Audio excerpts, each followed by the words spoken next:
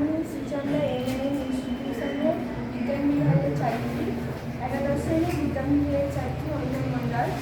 আমি আজ তাৎক্ষণিক বক্তৃতায় জীবনের লক্ষ্য বিষয়টিকে নিয়ে কিছু কথা বলতে চলেছি।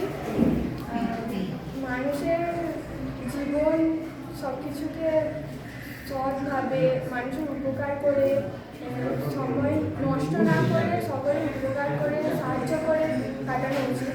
তাই সকলেরই জীবনের এক একটি লক্ষ্য থাকা উচিত।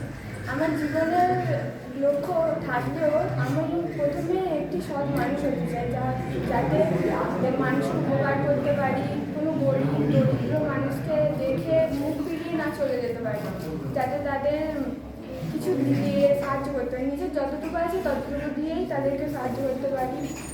এছাড়াও আরও কিছু কিছু কাজ যেগুলো করলে সমাজের উপকার হবে, সমাজের উন্নতি হবে, এমন কোনো কাজ করতে পারি। আমার মনে হয় সকলেরই এরকমই কোনো একটা লক্ষ্য থাকা উচিত, যাতে সবাই মানুষের মতো মানুষ হতে পারে, জীবনে অনেক এগিয়ে যেতে পারে,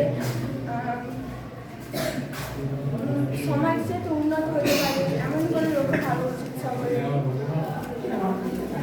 এছাড়াও মানুষের উচিত কিছু করা, শুধু অর্থ উপার্জন করে দিন কাটানো উচিত নয়। মানুষের জন্য ভাবাটাই আসল। এমন অনেকই মানুষ থাকে যারা খেতে পায় না, তাদের জন্য কিছু করা, যাতে তারা দিনের পর দিন খেতে পারে, তাদের সাহায্য করা।